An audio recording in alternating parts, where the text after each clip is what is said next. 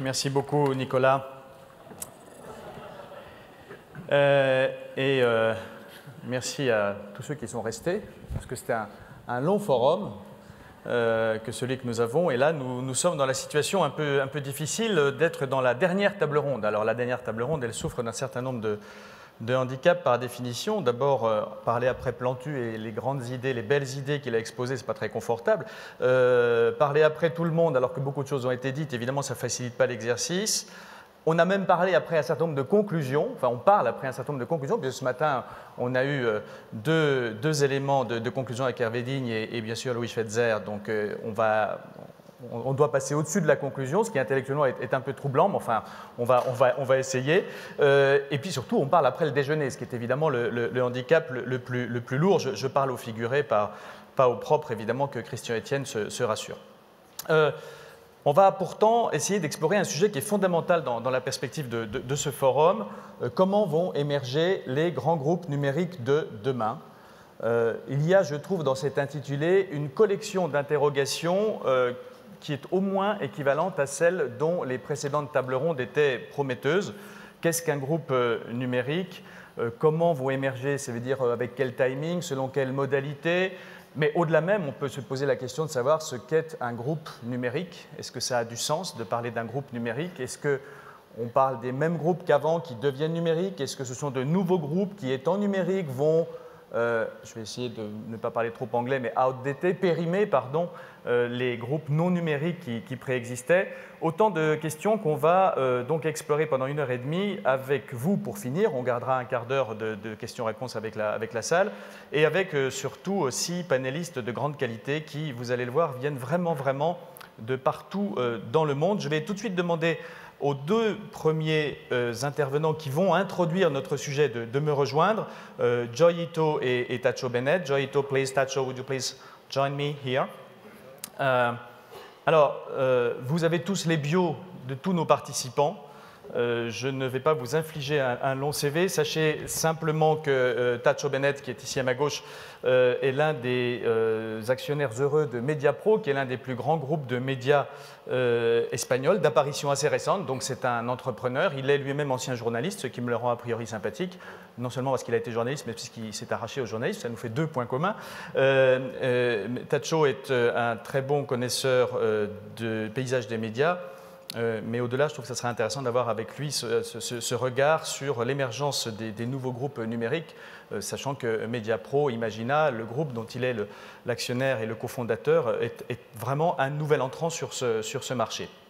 Joy Ito, qui est ici à ma droite, lui est à la fois un venture capitalist, comme on dit en français. Il est, lui, alors l'un des heureux actionnaires indirects via sa société Digital Garage de Twitter. Imaginez-vous que vous avez là un actionnaire de Twitter, ça fait quand même rêver. Joy Ito a un background d'un exotisme torride, puisque ses origines sont au Japon. Il a été formé au Canada et aux États-Unis. Il vit à Dubaï, probablement parce que c'est au milieu de tout ça. Il n'est jamais à Dubaï, naturellement, parce qu'il est partout à la fois. Mais nous avons avec Joy non seulement ce venture capitaliste que je viens d'évoquer, mais aussi quelqu'un qui a beaucoup fait pour l'autre dimension de l'Internet, celle dont on ne va pas parler spécifiquement aujourd'hui, mais peut-être ça vaudra le coup tout de même qu'il nous en parle en passant, qui est la dimension non-profit, puisque Joy est aussi le créateur de Creative Commons, qui, comme vous le savez, est une structure non-for-profit qui permet aux gens qui veulent bien mettre à la disposition de tous leurs œuvres dans certaines conditions, bien de le faire dans des conditions de grande légèreté. Pour faire simple, ça permet de ne pas payer d'avocats. J'espère qu'il n'y a pas trop d'avocats ici, mais généralement, une grande majorité du public est d'accord sur le fait que si on peut éviter les avocats, ça n'est pas une mauvaise nouvelle. Voilà, je vous ai décrit à grands traits nos 2 principaux intervenants. Nous aurons également, après, dans le panel pour la discussion, Alexandre Michelin, qui est le directeur de MSN Europe, donc la dimension européenne, mais aussi MSN, un grand géant, alors pour le coup incontestablement digital, d'origine américaine et totalement multinationale aujourd'hui. Sana Ghenima, qui est la patronne de Sana Bil Med, qui est une Tunisienne, qui nous racontera sans doute entre autres comment elle a contribué à la numérisation de fonds tunisiens importants. Et puis Mahesh Bhatt, qu'on ne présente pas, grand réalisateur de films indiens. J'ai hâte d'avoir son point de vue d'artiste sur les lendemains de ce passage au numérique. Et enfin, Aton Soumache, producteur en particulier de films d'animation. Alors il est français. Moi, quand on m'a dit Aton Soumache, je confesse à Aton que je ne le connaissais pas. Je me suis dit, c'est sans doute un Marocain. Et en réalité, Aton est d'origine allemande. Soumache, c'est une déclinaison de Schumacher. Et ses parents étaient juste fans d'Égypte et ils l'ont appelé Aton comme Akhenaton. Voilà, c'est ça Aton. Donc voilà, et tout ça, ça fait de bons français, comme on a dit, et comme aurait pu dire Plantu tout à l'heure. Voilà, donc on est très heureux de vous avoir tous. Je vais maintenant donner à Tacho Bennett, puis à Joy Ito, quelques minutes pour lancer le sujet, nous dire un petit peu comment il le regarde, et puis ensuite on ouvrira le débat avec le panel. Who wants to start, gentlemen? Joy, would you like to start? Okay, go ahead. Please, it's okay. Just you have to take a mic. You can speak in English, but with a mic. Okay, thank you very much. So I have two hats, the Creative Commons and the venture capital hat, and they're actually very consistent because I've worked very early from the beginning of the internet. And the internet is a combination of open standards and nonprofit activity and also venture capitalists. And I will just comment briefly, we've been talking a lot about copyright, but I think it's very important to understand that the future is about innovation. And so Creative Commons is pro-copyright, but also we are trying to create innovation. And this is the key, I think, to the success of internet companies. So instead of trying to prevent any activity that's new, what we're trying to do is create legal and technical tools to allow people to share legally and technically in ways that the users want to behave, rather than trying to implement and force our old models. And I think the key to the future of this sector is going to be about innovation. So I'll talk briefly about that. Before I was a venture capitalist, I was an internet entrepreneur, and I built the first commercial internet service provider in Japan. And it was very similar to this conversation, where the lawyers said it was illegal, the government didn't fund us, CCITT and the EU said this isn't the government standard. And in fact, the internet started with lots of small groups connected by standards that were created by non-authorized entities. And most of the winners on the internet are small people on the edges. So even if you look at the companies in the early days, like the browser, but even today, Facebook, YouTube, Twitter, they're all started by relatively unimpressive people with relatively unimpressive ideas. And if they were in your companies, you probably wouldn't give them funding for a project. And they probably wouldn't be invited to Forum d'Avignon. And the key reason why we are able to sort of benefit from their innovation, several things. First of all, the internet is not an intergovernmental agency. Most of the standards are created by ad hoc agencies, and there is no barrier to participation. And the interoperability is global and very high, so the cost is very low. The cost of participation, the cost of collaboration, the cost of distribution. This lowering of cost is also what is causing your pain, because it drives competition into spaces that it wasn't before. But what it does for a venture capitalist and for innovation is by lowering the cost of innovation, you will lower the cost of failure, so you can allow more projects to try. So for a Japanese big trading company, it costs about $3 million to think about whether to do something. You know, for you to fly to Cannes, it costs you maybe $50,000 to have a meeting, right? The average company right now, when I invest, we have a word called minimum viable product, which is the minimum size product you can do to produce something for the user. Average price is about $30,000 to $50,000. So this is the price of two executives from here having a dinner in Avignon, right? Well, it's an expensive dinner, but yes. Yeah. But I think my point is really that most of the really great ideas on the internet, Twitter, I mean, YouTube was a dating site, it was a video dating site. None of these things would be funded inside of large organizations with large costs. The reason they're working is that we have millions and millions of 99.9% of ideas fail. But the thing is that the ones that are successful, they're adopted. And it's the small angel investors and the venture capitalists which are funding these ideas. And these ideas are being created by very small groups. And in the US, what's happened is the internet was very political, but eventually it became rather neutral and it became part of the infrastructure. And I think what we're going to see and in the US, you find Google and Microsoft, they're very large companies. They don't do that much internal innovation anymore. They work very closely with the venture capitalists, and they buy YouTube, they buy companies, and they hire people from the community. And they have Silicon Valley has a very good relationship between the large companies and the startups and the venture capitalists. And it's taken a while to develop this ecosystem. And so I think there's a similar thing. And so I'll end by giving just a quick example. I found one company I invested in recently. It's an Egyptian entrepreneur with a Korean co-founder. My other investors are American, Indian, Singaporean, Japanese. And the idea is that on the internet there are these fans called fan subbers. And what they do is they illegally subtitle content in their local language. And most publishers look at them as pirates. So what this entrepreneur did is he invited them all to a website and said, you have to pay. And they have 25,000 subtitlers. And he said, OK, and you can make these subtitles. And they went first to the Korean broadcasters. And they have many shows in Korea that aren't distributed to the rest of the world. And the cost of the subtitle is higher than the value of the content distribution. Okay. So what he said to the distributors, he said to the fans, can we use your subtitles? Sure, use them for free. We love the producer, and we just want credit at the end of the show. And so they went to the Koreans and they said, okay, we will give you the subtitles for free, and we will pay you for distribution, we will pay you advertising, and by the way, we'll give you all this data. So what we found is that the 10th ranked Korean show is the first ranked in the US, and 80% of the viewers are non-Asian, blacks, and whites. And we provide all this marketing data. We're giving them cash for something that has zero value right now, and we're giving them subtitles. So then what's happening now is the Koreans can see the distribution in the US, and then they're taking the subtitles and releasing DVDs and television.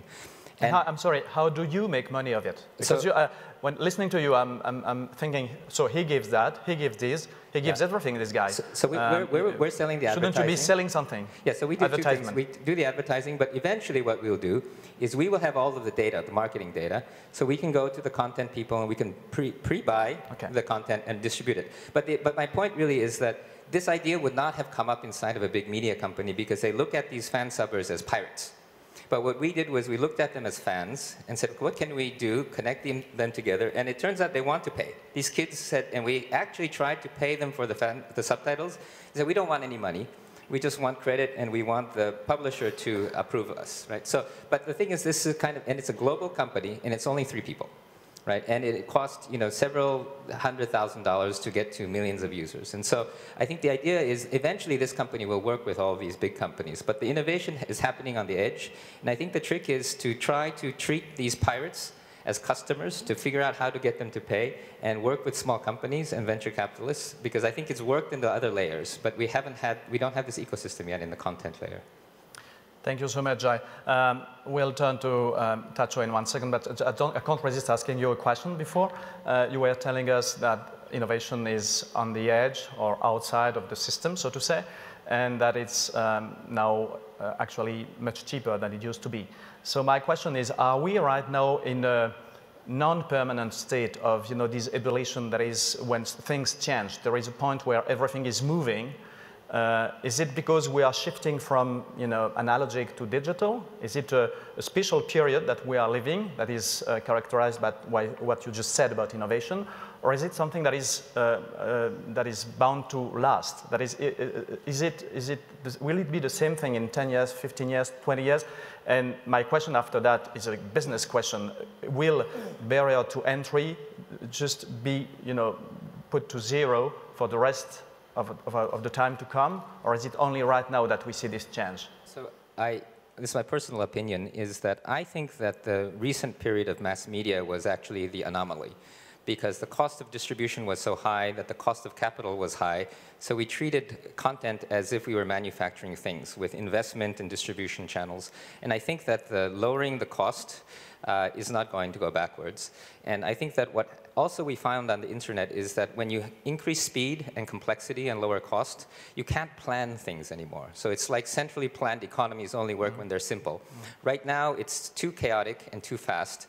And so the internet works because no one tries to control it, and no one tries to plan it. And there's a great book by John... This will last, this will last. And there's a great book by John Seeley Brown, and it's called The Power of Pull. And he's saying that instead of trying to stock resources, stock assets, and push them and allocate them, that what you do is you have to embrace serendipity and pull resources as you need them. So instead of saying, this is my plan, you say, I'm going in that general direction, and you move. But at every step, you pull what you need, and you don't stock it. And then what happens is you get lucky along the way. That's what venture capital is all about, luck, and it's embracing luck. If you plan everything, you have zero luck, right? And so I think that it's changing very quickly, and I don't think it's going back. What was the second part? Was you said? No, but it's, the new monsters like Google, who did not exist 15 years ago, even Apple, who was barely existing only 15 years ago because it was not a successful company at the time.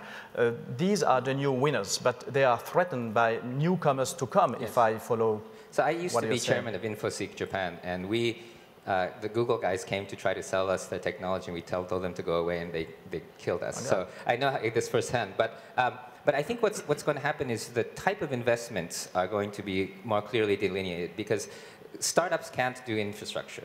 And so I think infrastructure, the carriers, what they do is a clearly infrastructure investment. And there's lots of things that large companies and brands and distributors can do. And I think it's about what kind of innovation happen. And so I don't think that any of the big players are going to go away unless they just sit around do nothing. And the big guys like Google slow down as they get big. So like Google has had very few new things recently, and a lot of their innovation is being acquired. And Microsoft, they buy most of their ideas as well. So I do think that there is a place for large companies, but it's going to be much more having to do with infrastructure and developing the platform, rather than trying to come up with the idea and plan everything. And I think so that like 10-year visions, I'm sorry for all the consultants in the room, but I think 10-year visions are going to be less valuable, and it's going to be more about agility and ability to respond. Thank you so much. There are many questions I have in mind, but I think it's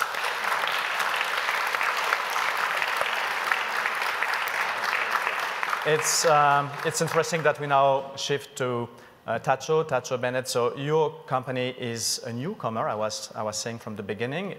When was it created, and what is your feeling towards what was just said by Joy, that is, there is no longer anything secure? It's very difficult to be a major company and to be innovative. I mean, it's very upsetting, I think, because as soon as you're successful, you're threatened, which is something I think new. Yeah, well, first thing, I don't know. It should be working. Take this one. Okay. So, première fois, je m'excuse parce que je parlais un peu français, mais je parlais pas si bien pour faire ma présentation en français. Je le ferai. Ça n'est pas vrai, mais on va faire semblant de le croire. Voilà. Quand je vous écoute à vous, et vous parlez si bien français, je pense que je parle bien le français. I think that there's still if you, sometimes when I speak about these kind of things, I think for myself that I'm the one that it's always reducing the expectations, okay? What we do, production and distribution of content in television, what we do is entertaining people at home, is something that arrives to thousands of people, to millions of people. And to changing the way people entertain themselves is a very, very slow process, okay? Television is still here, and it's going to be for many, many years. And the brands that people rely on televisions are going to be here for many, many years. Of course, they will have to change. They will have to adapt to the new situations. But the fact that people stays at home, and the living rooms, at the bars, looking at the television to be entertained, and that they rely in some specific brand for getting the night entertainment is something that is going to take many, many years to change in a way that affects to the habit of people. Okay? But you were yourself able to create new brands quite recently, actually. Yeah, which means that the former brands were not powerful enough to prevent you from entering the market. What you have to is adapt yourself. From my point of view, what we were able to do in our company, in Imagina, is to adapt to the new situation. Television is something that, no matter has many years, is still something that is it's at the beginning. We think the same situation happened in France. 15 years ago or 20 years ago, we had in Spain only 2 channels. 10 years ago, we had 5 or 4 national channels. Then now we have 45. Okay, so you have to adapt at every time. The future is having thousands and thousands of channels coming to your home free to air. not pay, so like you were receiving 20 years ago, 2 channels. So the movement from 2 channels to 6 or 7 is it looks very small when you compare to a situation now where it is 45, but it's a very big, there is a completely different. If you have to compete between 6 channels, that means that you not anymore can do yourself everything in-house. You need externalization, you need the help of the outside world. And that's what our company did, and the moment where the company started to do it, it was the very good moment. We are present in almost all the sectors of audiovisual business. We produce content, television programs, cinema. We have just finished the production of the last Woody Allen film in Paris with Carla Bruni. We have sports right distribution, the major sporting events like the Spanish Football League. We have production services, both outdoors and indoors, OB bands or studios. We have TV signal distribution with satellite distribution. We have companies for post-production of advertising and cinema. We do marketing. We build ourselves with technical services, the construction of television studios and OB bands. So, and we made all that because there was a market that was starting at that time. Televisions were working just from themselves, and they were not giving business outside. But at a certain moment in Spain, at the end of the, or beginning of the 90s, 93, 95, 94, 92, the television stations, the big corporations, they needed to reduce the cost. They needed people to work at a lower cost. And that's the moment that when we arrived, and we were able to implement our company there. With digitalization, that's the fact. We have passed in 1 year from 5 channels to 40-something channels. So, but I have some numbers. On these 40 channels, 6 channels have 70% of the audience, but 90% of the advertising revenues. 10 channels have, the advertising revenues in Spain is 2.4 billion euros after a decrease of 30%, 40% in the last 2 years. 10 channels have around 50% of the audience, so around 1.5 rating each, and they have to share 200 million euros. But 30 channels, they have only 50%, so they can only have each one 0.2. This is a situation that cannot last, because if there is not enough advertising for all of them, and this will have to change. And there will be, what will be the solution? First thing is concentration. So there will be more and more concentration. In fact, it has already started. Telecinco, owned by the Berlusconi Group, has just bought the television company controlled by the Grupo Prisa. So they will now have 8 channels. And the situation in Spain will be Telecinco having 8 channels, Berlusconi, Antena 3, which is Grupo Planeta plus RTL and De Agostini. They will have 4 channels, and our group, the company, the television station that we own, La Sexta, having another 6 channels. The rest of the channels are, apart from those managed and owned by some US majors like Sony or Disney, they will have very difficult time to survive. And the solution will be more concentration, or sell these channels to the US majors like Time Warner or some other, or converting them to pay television. We believe that there is a big opportunity in Spain, especially for digital pay operation, terrestrial digital pay operation, especially because in Spain the market of satellite pay is very, very, very low, and also the launching of high definition, and probably some of the licenses will have to close and brought back to the government. So the new opportunities that I see in the future are for the production companies like our company. We will have a lot of opportunities. We are able to produce at a lower cost and with more efficiency. The need for new programs and new content at a cheap price, a much cheaper price, will increase. And pitfully, the big USA majors have a long and strong advance against us, the European producers, because they are able to furnish their clients with many hours of good television content at a very good price, because they sell it throughout the world. The local producers will have to make an effort to be more international, to get more clients from our productions, and we'll also have to produce our local content at a better price.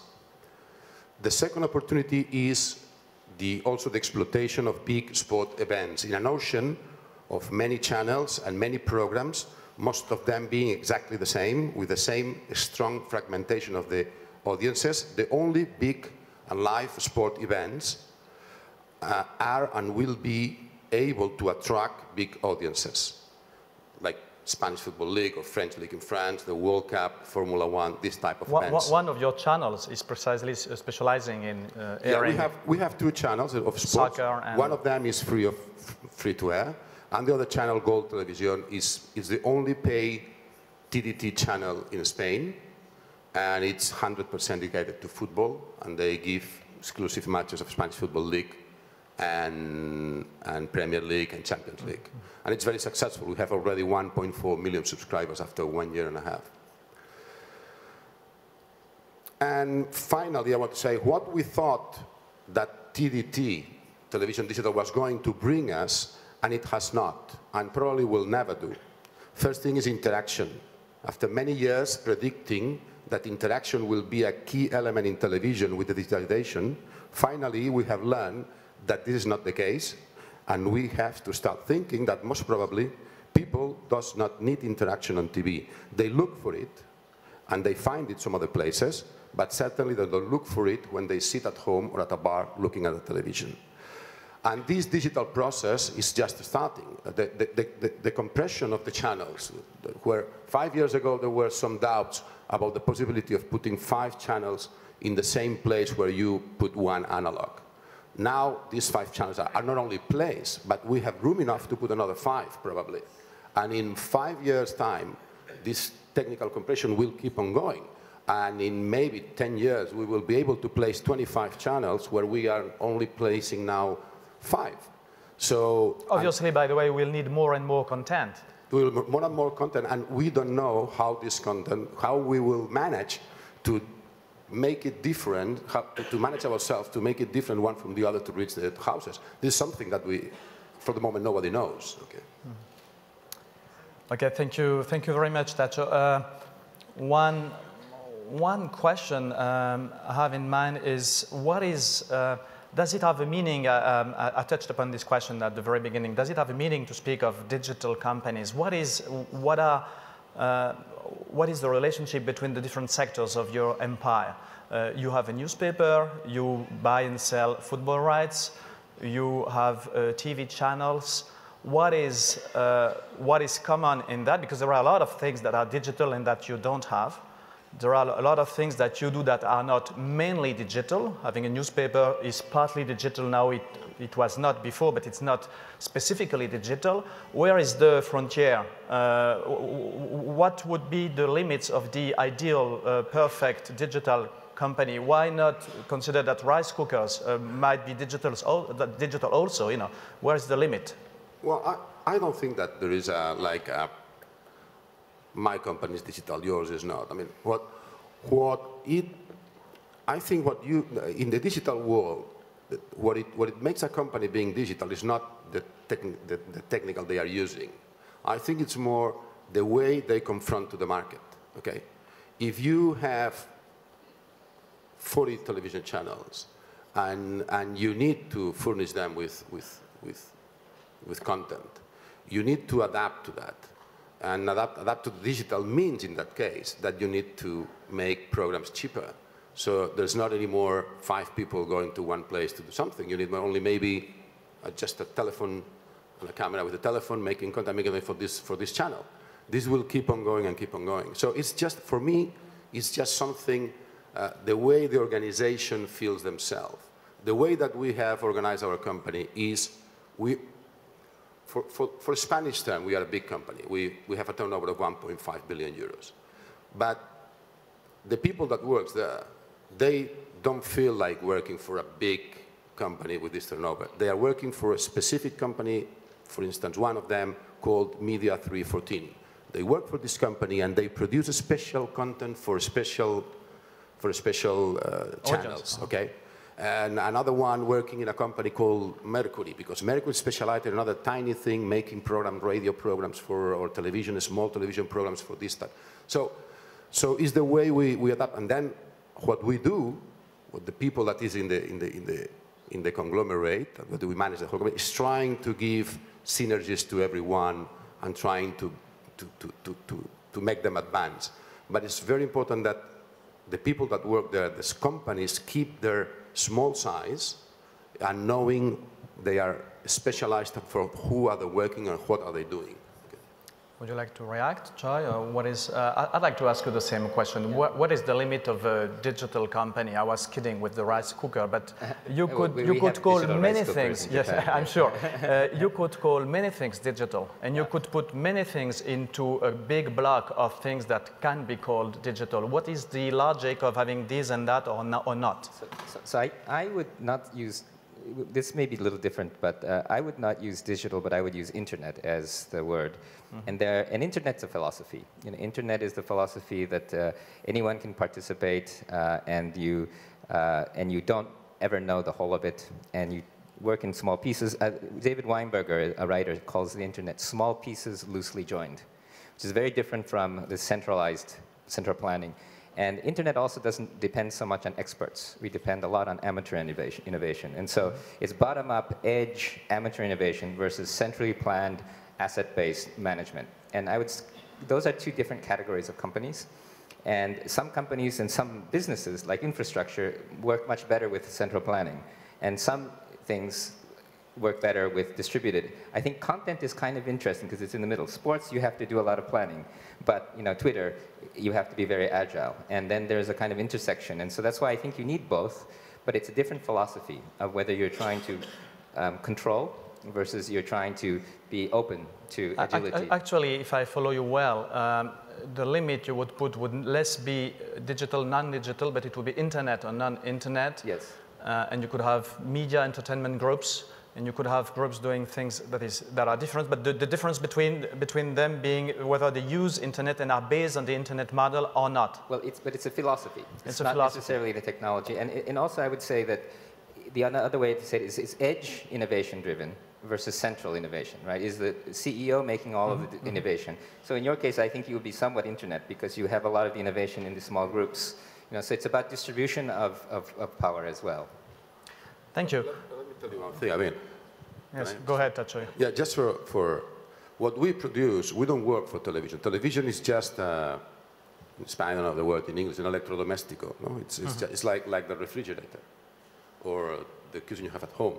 What we do is we produce content, and we can distribute this content in any screen. So I don't mind if the people receives this content through free-to-air, through a cable, through satellite, or through the telephone network, which is at the end is the internet. The internet doesn't exist. It's just the telephone that brings you images at home, the IP, and then they manage it and put it in some way. Okay. So for us, it's just content, and what we want is to reach every screen, whatever it is. This screen, where we reach it now because it's becoming very important, or the computer, or the screen at home, or the one that's in the cuisine, in the cuisine, or the one that's in the living room. We don't mind. Okay, so I don't make these differences between. Then there's another business, which is the purely internet business. That means the people that's on a computer working for Twitter or for Facebook, whatever. That's another different thing. This is typically internet companies. Yeah. That's different. OK. On va maintenant donner la parole à chacun de nos panélistes, mais je ne suis pas très observateur, mais je crois me rappeler que mes glorieux prédécesseurs avaient un verre d'eau et leurs invités aussi. Je ne sais pas si nous méritons d'être punis au point de mourir de soif. I'll now turn to our panelists, as I was saying.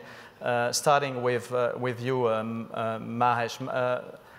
Mahesh, I'm interested in the way you look at all these big change that we have just described. Is it for you more opportunities, more risks? Does it change the way you work as a film director?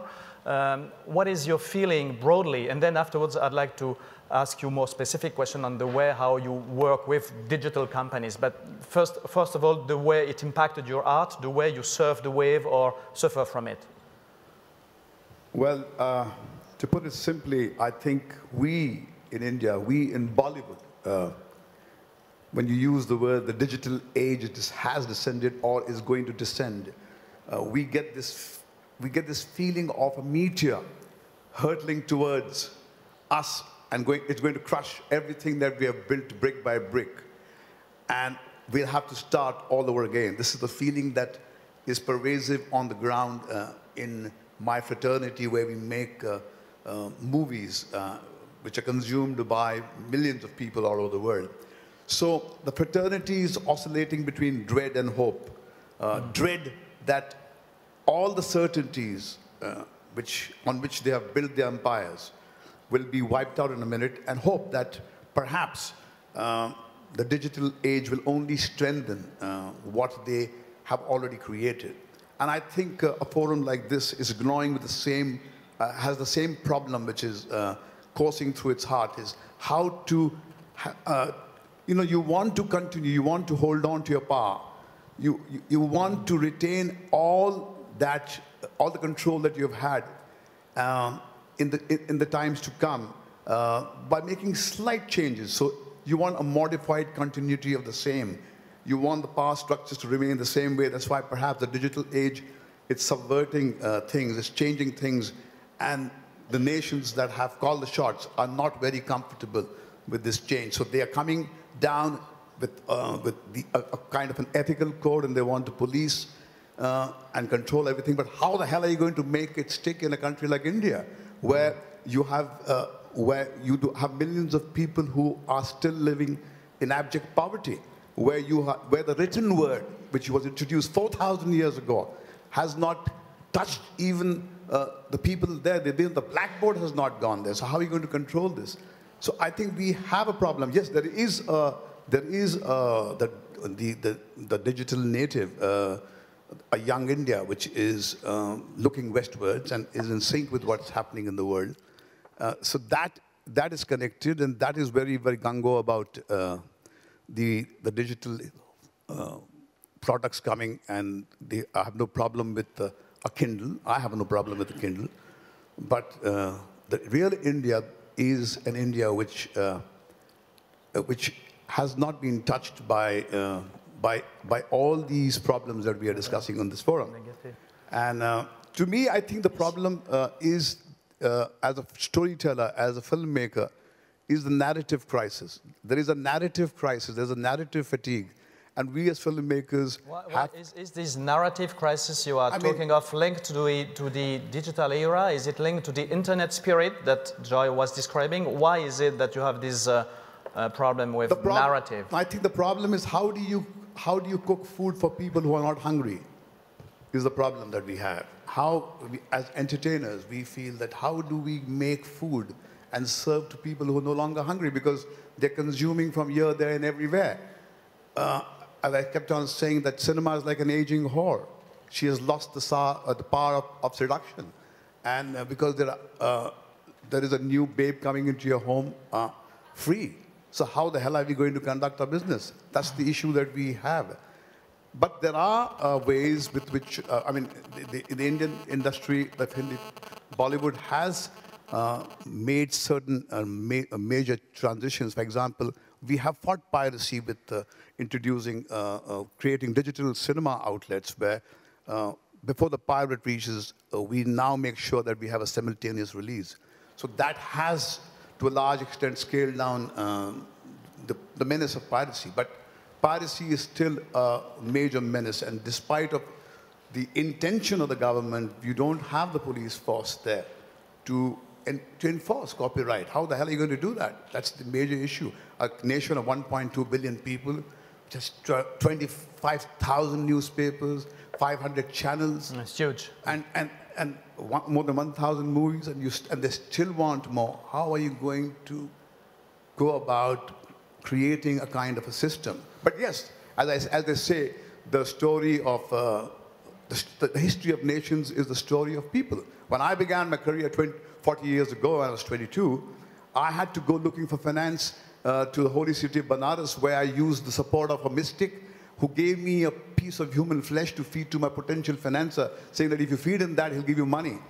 And of course, I gave him that portion, but he did not give me money, he kicked me out. I had to look for my own money. But 40 years later, you have the big daddies of 20th Century Fox, you have people from Viacom, coming into our homes and saying, hey, make films for us. Because they know that if they want to touch the Indian consumer, they have to go to make products which have our fingerprints on it. Because they may create distribution networks, but the stories have to be told by us, because we know the dreams, we know the fears, and that's what is the problem there. Mahesh, speaking of storytellers, the end of the story, they ask you to work for them, but did you accept? I don't think we have any choice, because I think we will have to restructure the rules, because you can't say the digital age is here and have the analog revenue model. If you see, as I kept on saying, very simply, my wife may have access to me, but doesn't mean she controls me. My mistress controls me more than my wife.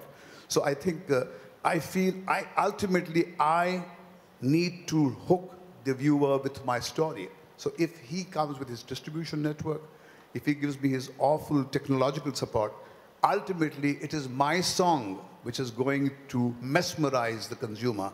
And if I do that, that is when he will get money to fuel his research and his greed for more and more, which seems to be unsatiated. Thank you so much. Attends, je crois que c'est logique qu'on vous demande maintenant une réaction en vous posant un peu les mêmes questions. Comment votre business, d'abord, peut-être dites-nous un peu quand même ce que vous faites exactement et comment votre business est impacté par l'émergence du numérique. Et ce que vous attendez de cette évolution du paysage business fondé sur l'irruption du digital et du numérique qu'on vient d'évoquer? Allô, oui. Bonjour, donc je suis ravi d'être ici.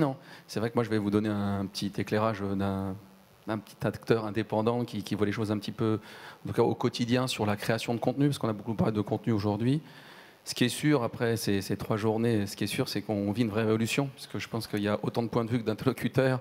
Je ne sais pas si on y voit plus clair, mais en tout cas, on a plein d'éclairages différents, mais ce qui est assez excitant... C'est l'esprit d'Internet, hein, c'est de la création Exactement. Permanente, de l'effervescence dans tous les sens. Exactement, mais c'est vrai qu'aujourd'hui, on est en pleine révolution. Je pense que moi, j'ai commencé mon métier il y a 15 ans, en essayant de produire du contenu, c'est-à-dire fédérer des talents, trouver des artistes, des talents, des projets, aller chercher des projets et essayer de les faire exister sur les supports qui existaient à mon époque, il y a 15 ans, donc c'est pas très longtemps, mais enfin j'avais 23 ans.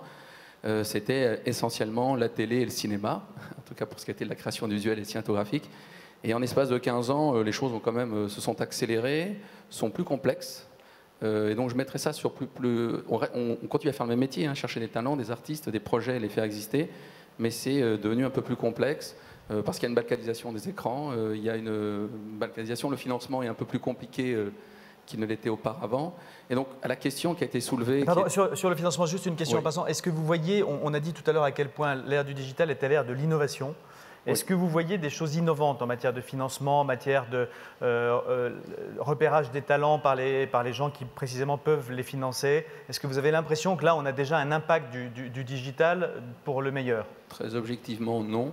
Mais non, ce que je veux dire par là, c'est pas ça. C'est que aujourd'hui, d'abord, on parle de l'innovation et du numérique. Pour ce qui est de nos métiers du cinéma et de la télévision, je pense que le numérique, dans la technologie, a vraiment fait un grand pas.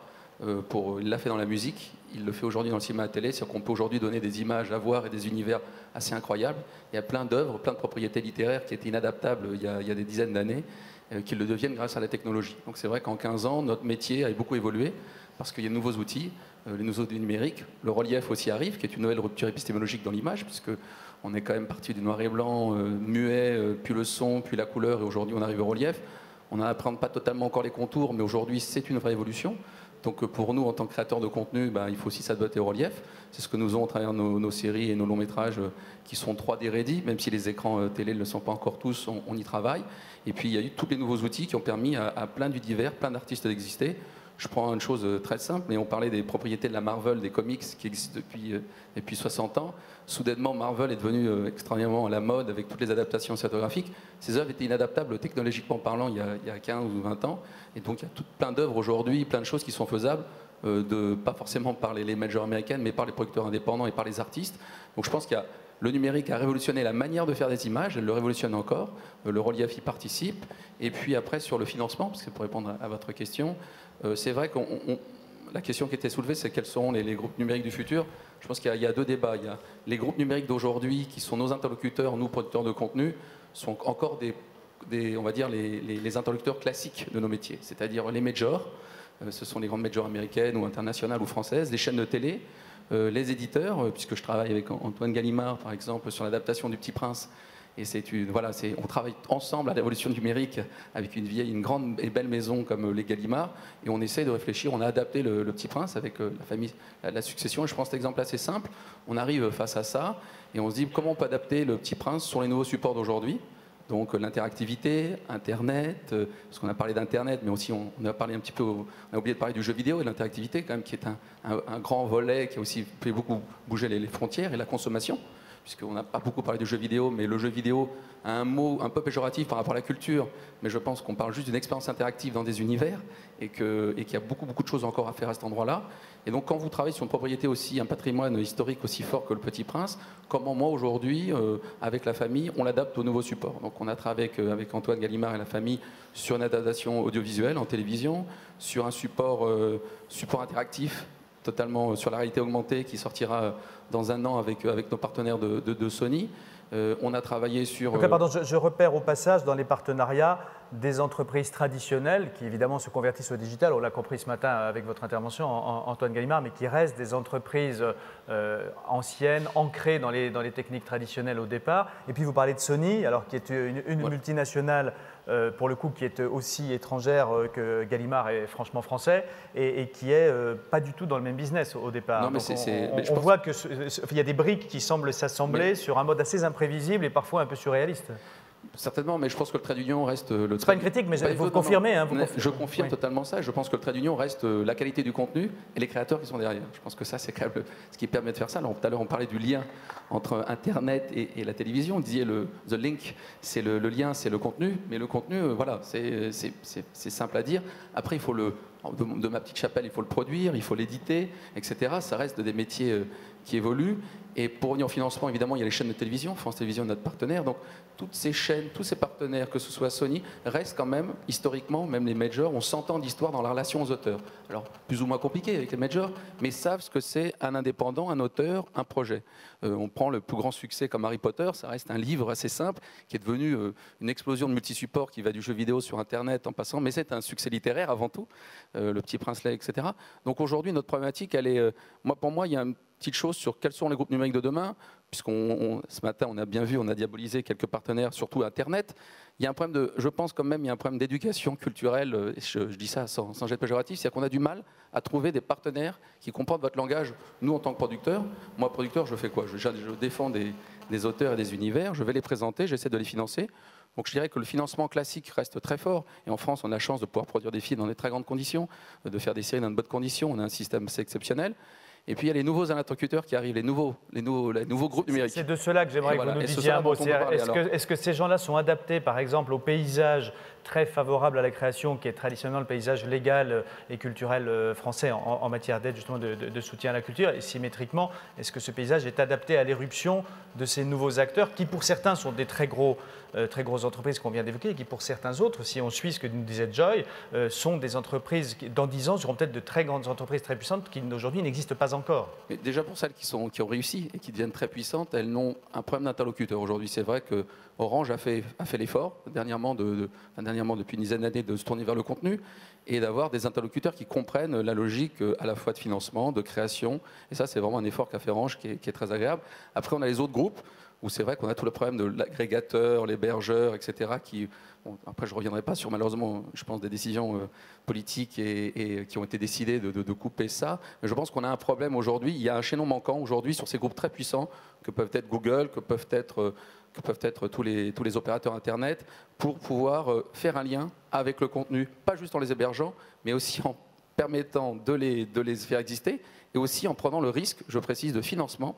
Mais ils ne le prennent pas. Alors on parle de revenu sharing, mais c'est vrai que revenu sharing, quand vous êtes producteur, vous pouvez prendre une partie du risque. Mais c'est assez étonnant pour des groupes aussi forts, aussi puissants, de ne pas avoir d'interlocuteurs qui vous permettent de vous accompagner dans la création de ces contenus, qui sont des contenus chers, je le répète. Et encore une fois, on a parlé du low cost, du low cost, du low cost.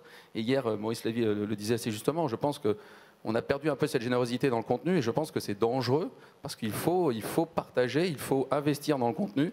C'est ce que font tous les... C'est ce que disait Jean-Bernard Lévy hier, qui disait on a taillé partout sauf dans le contenu. Oui, vous êtes sceptique, hein?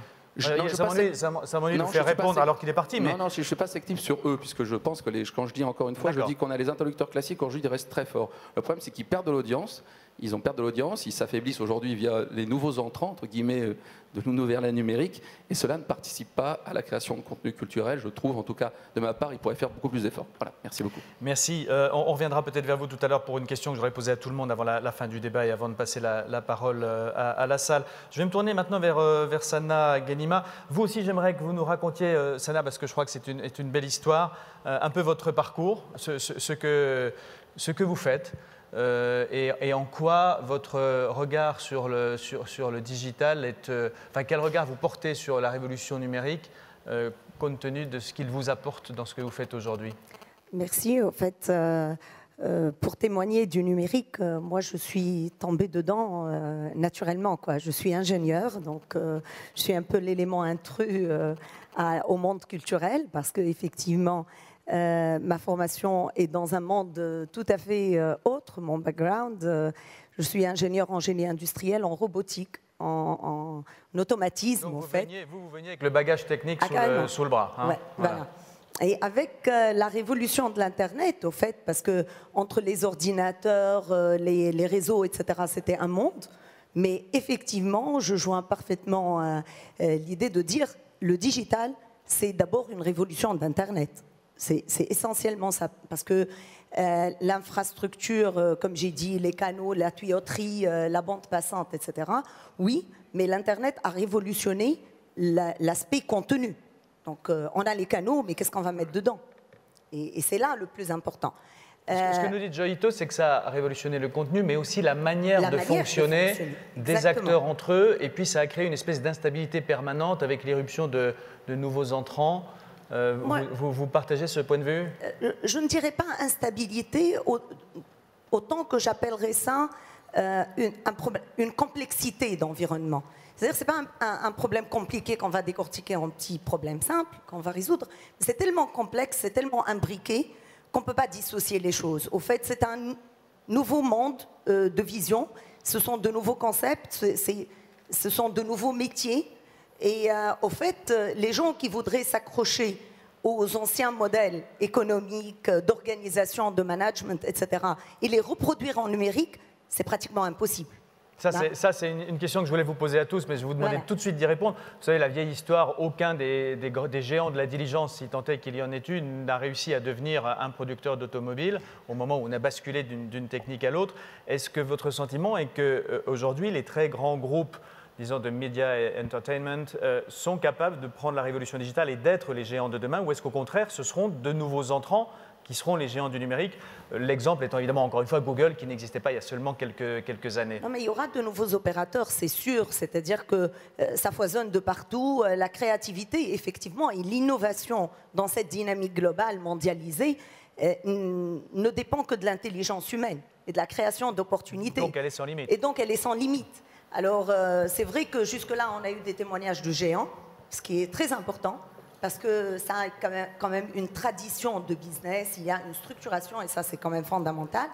Mais il faudrait penser une réingénierie des processus et une réingénierie des concepts et des produits. Dans les très grandes entreprises. Mais vous venez de nous dire que vous croyez qu'ils en étaient relativement incapables. Non, pas du tout. Je n'ai pas dit qu'ils en étaient incapables, mais s'ils maintiennent la vision de dire on reproduit ce qui existe, c'est-à-dire dans la chaîne de distribution, les diffuseurs, les grossistes, les distributeurs, etc., alors qu'on est dans un modèle de B2C directement, de producteur vers consommateur directement. Donc il y a plein de choses qui vont... Il va falloir changer de métier à un moment ou à un autre. Alors pardon, est-ce que je vous ai interrompu? Dites-nous quand même, Sanna Bilmed, et racontez-nous votre histoire brièvement. Ah oui, très brièvement. Ce que vous faites quand même. Non mais, vous savez, on est en France, donc d'où parles-tu, camarade? C'est important. Alors moi, je suis tunisienne. J'ai eu l'idée de créer cette entreprise, cette maison d'édition numérique, ce qui légalement n'existe pas. Sur le code des investissements tunisiens, par exemple, il n'y a pas d'éditeur numérique. Alors on me classe société de développement et de services informatiques. Et en deuxième activité optionnelle, c'est édition. Donc, fiscalement, sur le plan des codes des investissements, un éditeur numérique n'existe pas. Sur plus d'un franc, c'est une grande aventure parce que, au niveau fiscal, par exemple, et le problème a été traité ce matin, TVA, tout ça, je suis dans un modèle où tout est hostile. Dans le sens où j'arrive, par exemple, il y a plein de mécanismes de soutien à l'édition classique, subventions de papier, achat de quantité édité par les réseaux de lecture publique. Moi, on ne m'achète rien parce que je suis dans le virtuel.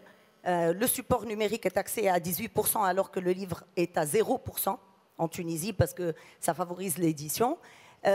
Également, en termes d'impôts sur les sociétés, les éditeurs payent 10% alors que moi, je paye 30%. C'est intéressant, c'est un élément si ce n'est de réponse, en tout cas d'équilibre à ce que disait tout à l'heure Joyito, c'est-à-dire qu'il y a une espèce de plus pour les newcomers, la barrière à l'entrée est plus faible, et en même temps les newcomers, comme ils ressemblent à rien, ils ne sont pas répertoriés et ils ont parfois la vie un peu difficile. Et on arrive dans des phases de transition, effectivement, et puis le temps que le législateur arrive à assimiler, il y a quand même un grand décalage et le business aurait pris déjà du chemin. Donc j'ai créé ça et j'ai commencé à vouloir faire du culturel numérique essentiellement.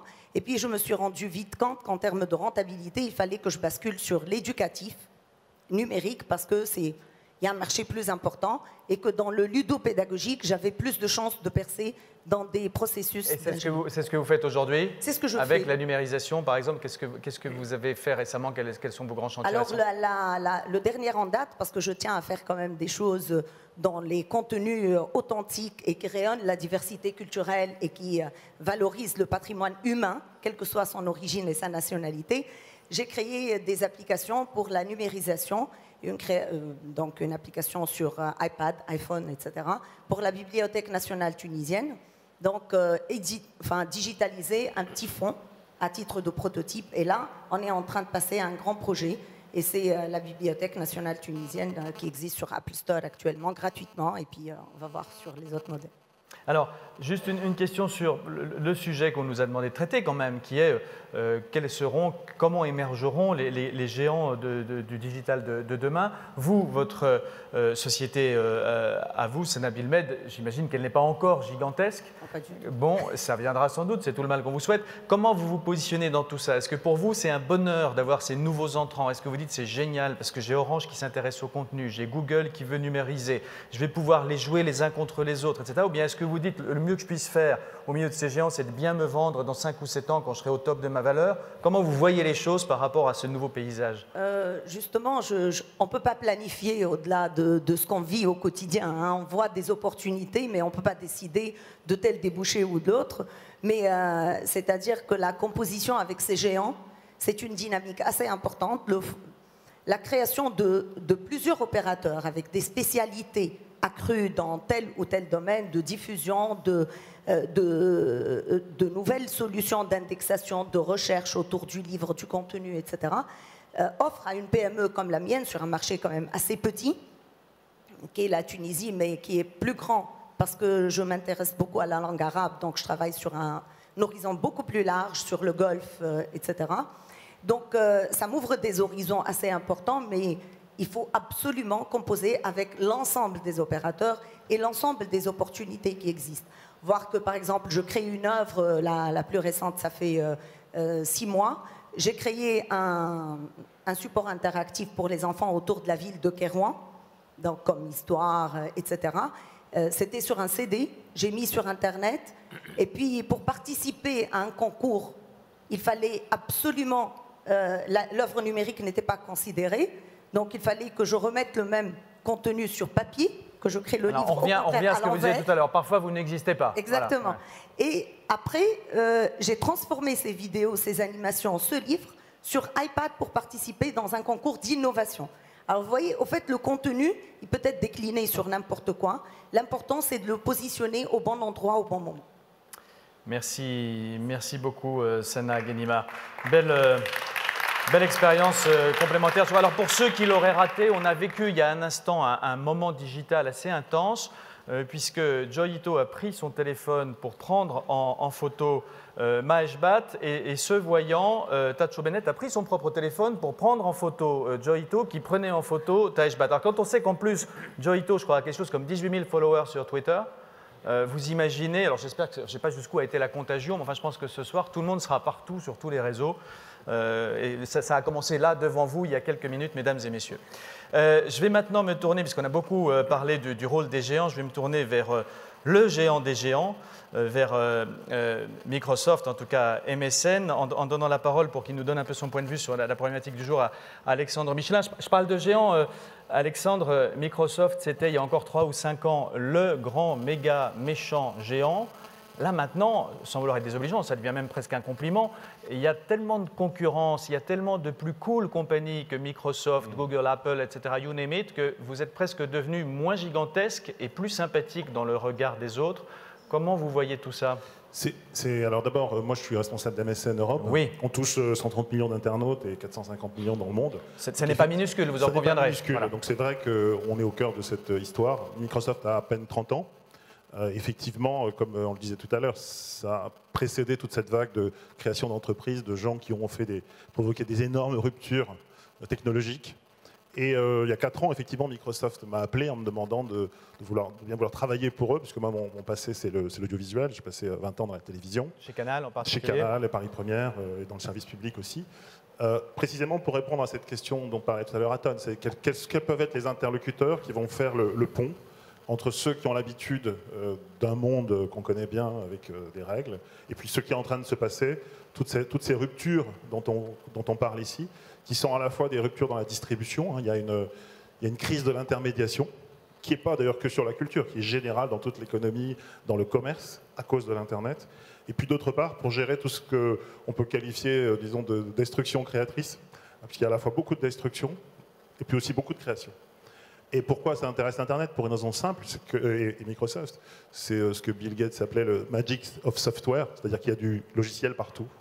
Et donc, ce qui a amené Microsoft, à partir d'une création d'une entreprise autour du logiciel, à être capable de créer la Xbox, qui gère finalement des logiciels extraordinairement puissants, ou travailler maintenant sur le téléphone mobile, avec le Windows Phone 7 qui vient de sortir. Et on est aujourd'hui au cœur de toutes ces révolutions, parce que tout ça passe par le logiciel et par les réseaux. Et on a embrassé l'Internet. Et effectivement, en embrassant l'Internet, on a racheté un certain nombre de sociétés. On est passé à un moment donné, on était à un moment donné le grand méchant. Et puis d'autres sociétés sont apparues, qui maintenant endossent avec bonheur ce rôle. Et Steve Ballmer a une image, quand il parle de ce genre de situation, il dit en fait au début vous êtes le joli bébé, tout le monde est heureux de vous voir, vous êtes extraordinaire, vous amenez plein de choses, et puis un jour vous devenez... Au début vous êtes même un gentil contre le méchant, parce que vous, tout le monde trouvait Microsoft délicieux, mais ça embêtait IBM, rappelez-vous. Hein. Extraordinaire. Et ensuite vous devenez un adolescent un peu remuant, qui commence à plus respecter ce qu'on lui dit, et à poser des tas de questions qu'on n'a pas envie d'entendre, et à parfois être assez mal élevé. Et on en a vu quelques-uns ici, il y a quelques jours ou ce matin. Et c'est vrai que tous ceux qui posent ces questions avec une certaine force, parce qu'en fait ils changent le jeu, il faut bien comprendre que tous ceux que vous avez vus, que ce soit Twitter, Facebook ou Google, changent les règles du jeu, sont effectivement dans une position où ils remettent en cause un certain nombre d'acquis, parfois assez violemment. Et puis ensuite il y a un âge un peu plus mûr dans lequel heureusement aujourd'hui Microsoft est, où à la fois il y a eu de la régulation, il y a eu un certain nombre de tribulations que tout le monde connaît, sur ces questions, et puis aussi un intérêt bien compris, parce que le modèle de Microsoft est un modèle de partenariat. Le modèle de Microsoft a été construit... Alexandre, pardon, tout le monde le dit ça. Est-ce que c'est vraiment vrai? Absolument. Les développeurs, que cherchent les développeurs? Ils cherchent à être distribués sur des plateformes pour que ces applications existent. Moi, je touche 450 millions d'internautes dans le monde.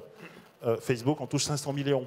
À un moment donné ou à un autre, on doit travailler ensemble. Celui qui se plaint d'une plateforme qui distribue 200 000 applications comme celle de iTunes a aussi une envie forcenée d'y être pour trouver un modèle économique. Donc il y a une tension. Et en fait, cette tension, elle n'est pas simplement dans la culture, elle est aussi dans l'éducation.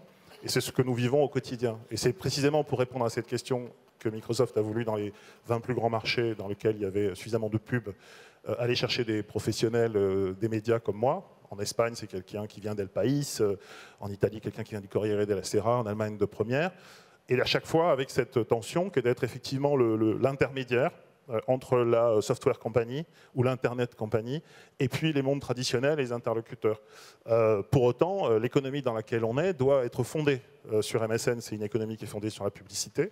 Et puis on en explore d'autres, notamment sur Xbox Live, autour du jeu vidéo, puisque là, il y a une communauté avec des abonnés. Il y a des millions d'abonnés dans le monde, et c'est pour ça que j'aimais beaucoup l'exemple qui était pris autour du jeu vidéo, qui payent 5 $ ou 5 € par mois pour avoir du contenu en plus autour de leur Xbox. Ça aussi, c'est un modèle qui existe. Donc on est bien effectivement passé d'un rôle de méchant centralisateur à un rôle où on est aujourd'hui une des pièces du système. Et on cherche aussi les bons modèles économiques. Il y a la publicité, il y a l'abonnement. Et en fait, ce vers quoi on va, en tout cas aujourd'hui, c'est un mélange des deux. C'est ce qu'on appelle du freemium. Ça, on en a beaucoup parlé. C'est vrai que c'est très intéressant que la question du business model, comment passer du gratuit au payant quand c'était gratuit, comment greffer des offres complémentaires plus rémunératrices. Je crois qu'on l'a quand même beaucoup évoqué. Ce qui m'intéresse, moi, cet après-midi, et je crois ce qui nous permettrait d'être complémentaire à tout ce qui a été dit jusqu'alors, c'est d'évoquer les questions du périmètre. Vous avez dit qu'au début, c'est une software company. Je ne sais pas si on peut parler de digital company maintenant, mais en tout cas, qu'il s'agisse de Microsoft, qu'il s'agisse d'Orange, qu'on a évoqué tout à l'heure, Vivendi c'est différent, parce que je veux dire c'est presque ontologique, mais encore il y avait des télécoms au départ. On voit se développer dans des proportions considérables le champ, le domaine de compétences revendiqué par ces grands groupes. Est-ce que c'est sans limite ? J'allais dire, on nous rappelait tout à l'heure, je crois que c'est Jean Baudin, tout ce qui est humain et nôtre. Est-ce qu'une grande compagnie peut décréter que tout ce qui est digital est sien? Est-ce que ça a un sens en termes de business? Est-ce qu'on peut étendre, repousser les murs jusqu'à l'infini et qu'on dit du moment qu'il y a du 1 et du 0, je prends? Non, non. Pour autant, on cherche des modèles. On a choisi un certain nombre de secteurs, comme le jeu vidéo ou par exemple avec MSN, les contenus. Ou l'interaction sociale avec Hotmail ou Messenger. Et puis on les travaille de manière à trouver des modèles économiques qui soient sains. En fait, on va pas, c'est une entreprise capitaliste, hein, elle est faite pour trouver un modèle économique. Et puis, comme le disait tout à l'heure Joy, il y a un certain nombre de gens, notamment dans l'Internet, qui sont capables d'introduire des ruptures extraordinaires, ce que Mark Zuckerberg a fait en réinventant le social, c'est-à-dire que c'est l'individu qui lui-même va remplir entre guillemets sa fiche sur Internet et que tout ça est connecté à travers une communauté. Ça change aussi, par exemple, le modèle de recherche. C'est-à-dire que Google aujourd'hui a terriblement peur de l'alliance entre Facebook et Bing, notre moteur de recherche, parce qu'on voit bien qu'à ce moment-là, c'est Google. Je me demandais quand vous alliez enfin commencer à dire du mal de la concurrence. Pas du tout, voilà, c'est pas du mal de la concurrence, c'est la réalité de ce qui se passe aujourd'hui. J'ai lu ce matin une dépêche disant que Google allait fermer l'accès à ces données par Facebook. Voilà. Et donc on est dans cette histoire où Facebook, qui a été créé il y a 5 ans, apparaît maintenant à Google comme un formidable concurrent, au point qu'il dit « je ne veux plus que que Facebook ait accès à mes... » C'était une dépêche de Reuters de ce matin. Donc on est vraiment dans cette... C'est une never-ending story, c'est-à-dire on est toujours le géant et le méchant de quelqu'un jusqu'à ce qu'il y ait plus créatif, en tout cas quelqu'un qui prend le problème d'une autre manière et qui contraigne tout le monde à avancer. C'est pour ça que un peu ça l'idée de l'Internet. Qui n'est pas la mienne, qui est celle de Schumpeter, de description créatrice. C'est-à-dire que quand, je sais pas, le transport, le chemin de fer est apparu au 19e siècle, ça n'a pas spécialement fait plaisir aux gens qui avaient des diligences. Simplement, un certain nombre d'entre eux sont adaptés, peut-être ont créé des chemins de fer, je ne sais pas, et d'autres ont effectivement disparu. Joyito, vous vouliez intervenir peut-être en complément, ou you'd like to answer to what Alexandre just said? Yeah, actually, I wanted to finish a thread that's starting, which is very important with video games. And I believe that video game, first of all, has huge cultural value, but I don't want to argue it with people who don't play. I won't argue it with people who don't play. But I do want to point out with respect to innovation. So if you look at the music industry, the reason where the time that they lost their ability to innovate is when the CD came out. They realized that they just do the same thing with CDs as they did with albums, and for a whole generation of executives, they had really very little innovation, and they thought that they can do the same thing. The video game industry innovated, so they went from selling CDs to selling subscriptions. And now, today, the gaming industry doesn't care about copyright, right? You can steal a World of Warcraft CD, but if you can't connect to your other players, you don't have fun, and people get paid for that, right? And so they've been able to pivot. And I think what's really important, so I have a company, I don't want to boast about this, but I have a video game You have so many companies, yeah, I was not able to list them all, when I was introducing you. But the video game companies give us their content for free. In fact, they pay us to use their content to create animations to then put them on YouTube for free, because giving away content is advertising for a subscription model, which is what they make money on. And I think one of the key things, again, is they were able to go into the internet medium by creating a new business model and move very quickly. And I think that music had a very good chance with karaoke to go into an interactive model where you're paying and you're getting people to try to interact. But they failed at innovation because they tried to implement the same old pattern. So I think video game is a very good thing to look at because it's a younger industry with fewer preconceived notions, but it has a lot of similarities. And I think the trick is to try to get more money from fewer people, try to get money for connections and relationships. And the social network is something you can learn a lot about because fans will pay money. Fans will pay lots of money for anything, and you don't have to sell every single piece. The band Nine Inch Nails uses the Creative Commons license. They give away their music for free, and they sell merchandise on their site. First week, they sold $1.6 million of merchandise, and they gave the music away, and they still sold the music. They were the #1 selling MP3 on Amazon.com that year. And so I think you don't have to get so obsessed with the piracy part if you can figure out some other ways to allow, because the fans want to pay money.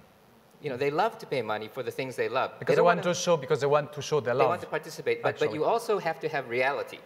Because they want to pay the sports athlete and the artist. They don't want to pay the Walmart or the big guy in the suit in the middle, right? And so you have to figure out a way, how do you connect the artist and the fan? And we talk a lot about promoting the artist, but really we promote the artist, but then when you show your face, you show somebody in a suit, right? So I think the trick also is how do you expose the artist with the fan and connect them more directly, and then you find the wallets coming out. Je vais rendre la parole. Thank you. Oui, je crois. Redonner la parole à Alexandre Michelin, parce que là vous avez un dialogue, je trouve c'est intéressant Oui, de mais poursuivre. je crois que, je partage cette analyse. Il y a un très grand exemple aujourd'hui qu'on voit sur Facebook, qui est Zynga, qui est une entreprise qui fait des jeux qui sont d'abord des jeux sociaux.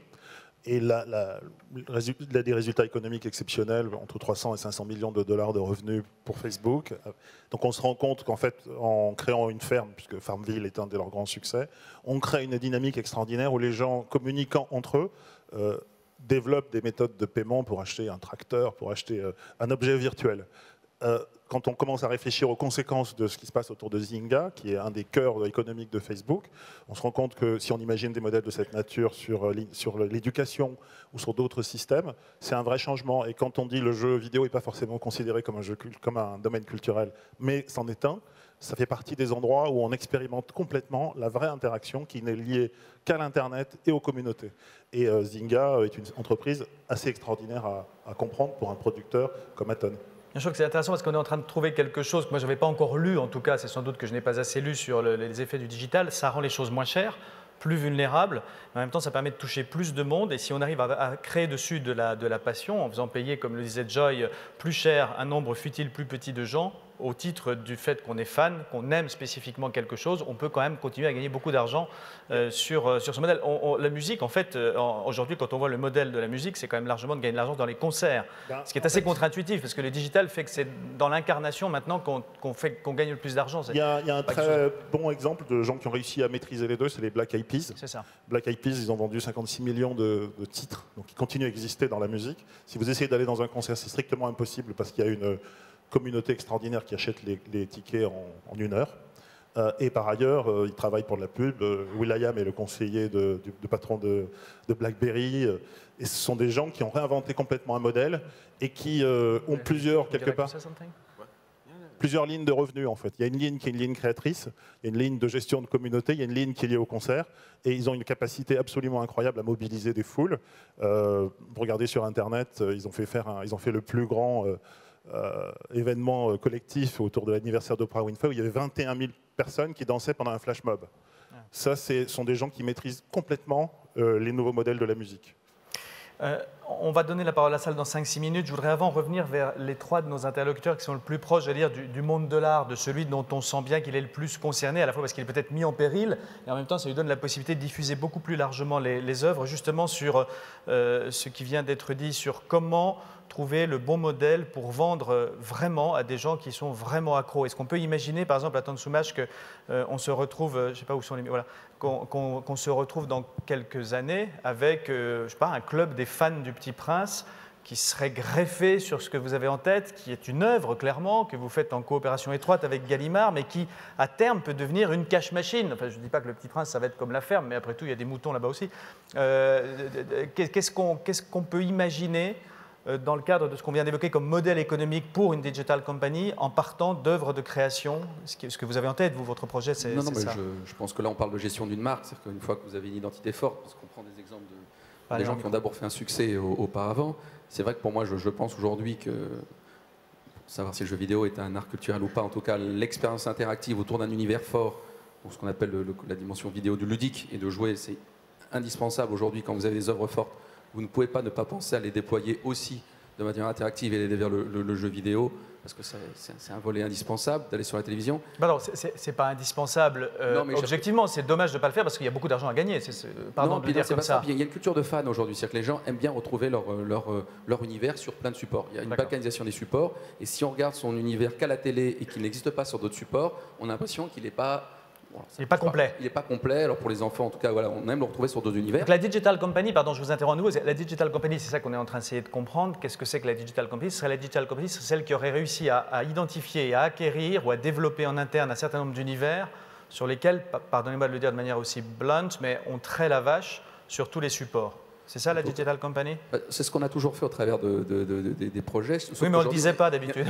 Non, mais c'est ce qui a toujours été fait. Sauf qu'à l'époque, il y avait juste la vidéo, le livre et la télévision. Aujourd'hui, il y a plein d'autres supports, mais donc on continue à le faire en exploitant une œuvre et des marques sur différents supports. Mais je ferai juste une remarque quand même. C'est bien de dire, voilà, on peut donner accès gratuitement quand on parle de World of Warcraft. Mais je mettrai un petit bémol quand même sur ce qui a été dit. C'est que derrière, il faut quand même, World of Warcraft, c'est un des jeux les plus chers au monde et qui a été financé par des énormes machines. Et qu'à un moment, ces qualités de contenu, à un endroit de la chaîne, elles sont financées de manière massive. Il y a des gens qui prennent un risque et qui investissent, parce que là on parle de succès qui réussissent, et donc c'est pour ça que j'irais juste, il faut quand même, ne pas oublier, évidemment, on bouscule les schémas, on vit vraiment une révolution, il faut faire les choses autrement, il faut que les producteurs s'adaptent aussi et que tout le monde s'adapte aux nouvelles règles du jeu. Il ne faut pas avoir peur, et je pense que dans la crise ou dans les ruptures, l'évolution, il y a plein d'opportunités à saisir.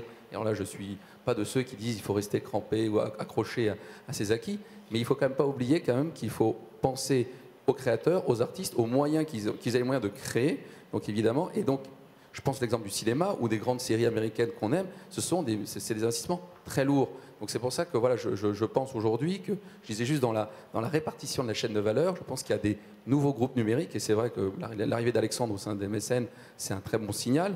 Il faut qu'il y ait des gens qui comprennent ça et qui participent à cette création-là. Sinon, je pense qu'il y a plein de choses intéressantes à faire, et nos métiers sont en pleine évolution. Sana ? Pardon, est-ce que vous avez un micro près de vous? On va essayer de vous en trouver un. Merci. En fait, effectivement, ces opportunités existent, comme vous l'avez dit, mais le vrai partenariat, permettez-moi quand même de souligner qu'il n'est pas toujours au rendez-vous. Hein, c'est-à-dire entre des donc je posais une bonne question tout à l'heure, mine de rien. Oui.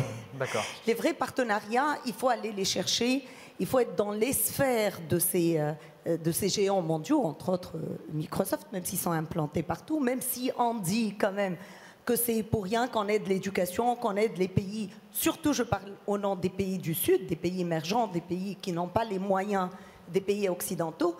À entendre ce débat, ça me ramène à 10 ans en arrière, au sommet mondial sur la société de l'information, et je constate qu'on est toujours au même point de départ.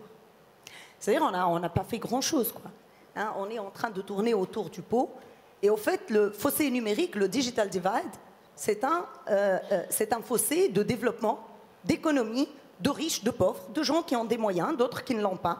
Et la gratuité ne résout aucun problème par rapport aux gens qui ne sont pas dans cette dynamique numérique, dans cette dynamique de développement. Sana, vous avez sûrement raison, mais est-ce que dans le fond, le fait de venir d'un pays du Sud est votre principal handicap, ou est-ce que c'est plutôt d'être une petite société très créative, mais qui a besoin d'un géant en face d'elle pour la développer? Est-ce que c'est vraiment le North-South Divide, ou bien North-South Divide, ou bien est-ce que c'est plutôt le fait que vous avez devant vous 5 ou 6 géants, et si vous ne co-contractez pas avec eux, ben, vous n'existez pas? Moi, j'ai l'impression que c'est plutôt ça votre problème.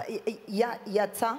Et ça, oui, c'est vrai aussi pour une compagnie française ou italienne ou... Exactement. Donc, les PME, et là où, effectivement, ce matin, je pense, ça a été dit, 99% des petites entreprises qui émergent disparaissent, mais quand une fait un succès, c'est fulgurant. Alors, où vont les 99? Est-ce qu'elles étaient si mauvaises que ça? Est-ce qu'elles n'ont pas eu ces opportunités? Il n'y a pas non plus un droit imprescriptible au succès. On est tout à fait d'accord. Mais ce qui est important, c'est qu'il y a des réseaux, il y a une dynamique qui n'existe pas du côté sud. C'est vrai qu'elle est créée au travers de l'Internet, de la communication, etc. Mais il va falloir créer des mécanismes réels sur le terrain pour pouvoir adhérer à des projets où on construit ensemble avec ces géants-là. ce qui est spécifique à nos marchés, à nos cultures et à nos besoins. Merci beaucoup, Sena. On va donner la parole à Mahesh Bhatt pour avoir son commentaire à lui aussi. What do you think, Mahesh? What is your feeling after this discussion? We are getting to the end of it. I think the key question that is hovering over our head today is, you want to use this magical wand, this digital wand, to control or to empower. That's the issue in my country, where you haven't even taken information. People have no information how to, to simple living there in my country. Now, if we have to understand that the heart of the problem is this going to be a tool to empower or to control? And I think that's where the test of all your claims to be very culturally evolved really comes. Because if all the assets I have, it's not going to be used for the comfort or to better the lot of my fellow human being, then it's worth nothing. So that's the real issue, according to me. Thank you so much, Mahesh. I'd like to finish with one word of each of you, gentlemen. Maybe a commentary of something that, listening to the debate yesterday and this morning, I was struck by the kind of oxymoron. We already discussed a little bit that, but there were two things said. One being that we are in an era where being on the edge, being an individual, being small is no longer such a handicap and can even be an advantage. Yesterday, Mr. Ostrowski said, die neuen Players dürfen nicht nur Google und die anderen sein, aber auch Einzelne. Das heißt, we need everyone to take part, not only big companies. We want and we need, and it's possible, small people, so to say, to be part of the game. And on the other hand, Jean-Bernard Lévy said, nous ne nous en sortirons pas si nous n'investissons pas. We have to invest. It was just said again. So how do you combine those two things that I think both really shape the digital era? Everybody can take part, but we need big money. Please. Yeah, before, very shortly, is that sometimes when we look at all this new digital area, we don't look it in the faces of the consumer. We look it at the faces of the people that are making the programs, the technical, all that. I believe that at the end we say that almost all the digital, everything that is digitally technically has permitted, it looks like it's all together implemented. It looks the same, but it is not. One thing is, the consumers look at it another way. The consumers want some things for playing, some things for reading, some things for watching, some things for entertaining. So, and we want, all the time we try to give them everything. So we want the internet being the television. We want the radio stations being the television also. He doesn't want, the consumer doesn't want that. The consumer wants the radio making radio. They want the internet making the internet. They want the video games being video games and want the television being television. It's not so easy to change the habit of people, okay? I remember once, 5 or 6 years ago, we were discussing about the implementation of digital radio. And because there is more, like television, there is more plays on the spectrum, one of the guys said, okay, we could put some images. And I said, yes, you could, but this is already invented. It's television. And you're never going to do it much better than the television. So why people are going to put the radio and watch images if you have television, okay? Mm-hmm. So that's one of the problems, I think, on when we talk in the way, let's say academically, about about internet, about television, about digitalization. Okay. Sorry. Thank you. Joyito, would you conclude? One thing I would say is that I'm not looking in the US for new investments as much these days. And the majority of really interesting cultural internet companies are starting outside of the US, many in Europe. So one of my best companies I met at an Ars Electronica, and there's a company called Last.fm in the UK. And even in the US, you find now venture capital moving a lot from the West Coast to the East Coast, to New York, where there's more culture. And so I think that the influence of culture, because what's happening is it's going from the innovation in the technical layers to innovation in the cultural layers. So I think at an individual level, I think Europe has a lot of substantial assets in artists and the appreciation of art and diversity of culture. And so I think there's a great opportunity for innovation in Europe, first of all. And secondly, you know, so Zynga, by the way, I work with Zynga. Many of the games that Zynga has, they buy. And many of those are funded by small investors, and they're groups of artists. Many of them are artists and designers. And so the big companies are actually the financiers of these small startups. It's like big pharmaceutical companies who would buy small laboratories very often, more and more. Exactly. But the trick has a lot to do with your stance. It's about being humble. As an investor, I don't wait for the startups to come to me. I go to them and I beg them, you know, and I ask for an opportunity to invest, you know, and because the cost of these things, I agree that World of Warcraft costs a lot, but to start the thing is a very low cost. And usually there's more money. Most of the companies don't need as much money. So I think the other thing that you have to realize is the power of balance. As a big company, you have to also kind of become a little bit more humble and eye to eye with the artist. And I think that if given the opportunity, I think the European artists could create a huge wave of innovation. And all you need is some early stage investors, some VCs, and then the big companies willing to invest outside of their own companies. Thank you so much. It's a kind of message of hope. I would not have hoped myself that we would be able to end up on something so positive. Je crois que c'est maintenant le moment de donner la parole à la salle. Alors, selon l'usage, il doit y avoir 2 micros, voilà, qui sont à votre disposition. On a pris du retard, c'est ma faute, donc si vous voulez poser des questions ou faire un commentaire, ce serait bien que ce fût chaque fois bref. Quelqu'un veut... Oui, Sylvie, quelqu'un peut donner un micro à Sylvie? Non, je vais te donner celui-là. Moi, C'est le rouge pour la régie. Le rouge. Voilà. Sylvie Forbin de Vivendi. Merci, pardon. Je pense que ce serait bien, effectivement, qu'en regardant yeux dans les yeux les artistes, on puisse avoir World of Warcraft pour quelques dollars. Mais comme Jean-Bernard Lévy le rappelait hier, c'était 30 à 40 millions de dollars qu'il fallait débourser en investissement pour avoir le jeu. Alors qu'ensuite... Et il l'a dit, je vais pas être trop longue, mais qu'ensuite tout ceci se développe dans des réseaux, à l'intérieur de réseaux sociaux et en faisant appel à tout ce que Internet nous apporte comme nouveaux modes de consommation ou d'intérêt pour ce jeu, c'est évident, nous l'utilisons et nous sommes totalement à l'écoute, ce qui signifie qu'une vieille entreprise comme la Générale des Eaux devenue Vivendi est encore capable d'innover et pour autant ne renonce pas à des retours sur investissement qui sont la condition sine qua non pour poursuivre les investissements sur le long terme et pour les poursuivre également dans le cinéma, pour les poursuivre dans la musique. Et on a besoin évidemment de rentabiliser ces investissements. Alors, je tendrai peut-être une autre perche.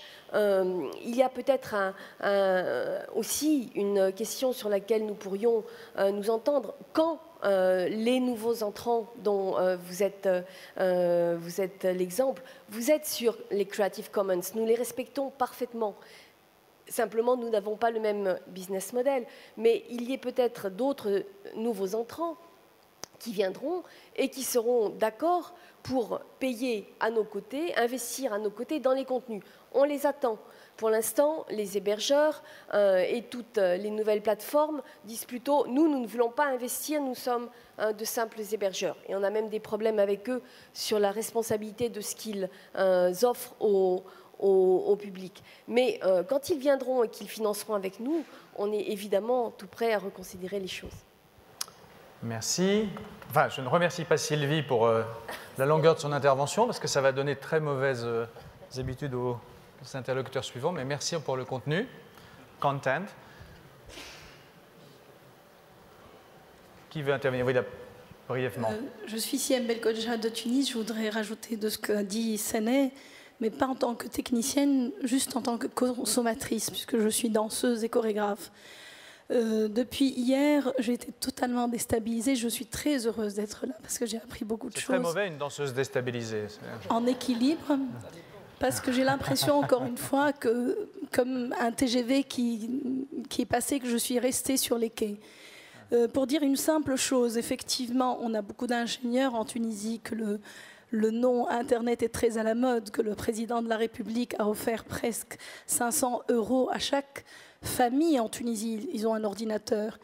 Mais depuis hier, je sens qu'il y a on vend une démocratisation, on vend, personnellement, je le sens du leurre, que c'est une mondialisation d'Internet et que la société de savoir va être donnée à chacun. Je parle vraiment au nom d'un consommateur du Sud. J'ai le dernier iPad pour être in à Tunis et j'ai le dernier iPhone 4. Si j'ai une amie française, quand elle est à côté de moi, grâce à sa carte de crédit, je peux acheter l'eBay et dire à des conseillers même du palais tunisien de leur dire arrêtez de la censure, parce qu'on peut avoir l'eBay sur place et autant à l'instant T et Le Monde. Mais il faut que j'ai un dinar tunisien convertible. Ce n'est pas votre faute, mais sachez que tous ces pays du Sud ne peuvent pas se permettre d'acheter tout ce que je suis en train d'entendre depuis ce matin, ni les livres de Gallimard, si un jour seront sur l'électronique, parce que je n'ai aucune puissance face au fonds monétaire de changer mon dinar en euros. Je ne parle pas pour la Tunisie, je parle pour Bamako. Avant-hier, j'étais à Bamako, et j'ai l'impression, encore une fois, malgré qu'on est arrivé à l'éducation, qu'on est arrivé à certaines choses, qu'on va toujours être en retard d'un siècle, que vous nous parlez de choses qu'on ne va pas du tout acquérir. Peut-être donner la possibilité, je dis n'importe quoi encore une fois, le Coca-Cola, on le boit à Tunis, mais il est à un dinar tunisien. Est-ce que demain Google ou d'autres entreprises vont comprendre que peut-être pour acheter à ces accès-là, nous donner la possibilité d'avoir en monnaie locale, et là je pourrais être égal à vous.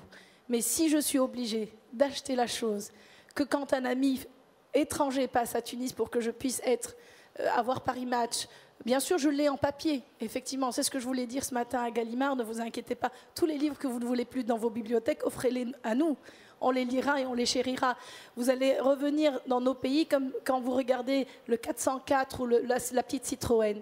Donc vous viendrez chez nous pour toucher les livres que vous avez avant. Merci. Merci.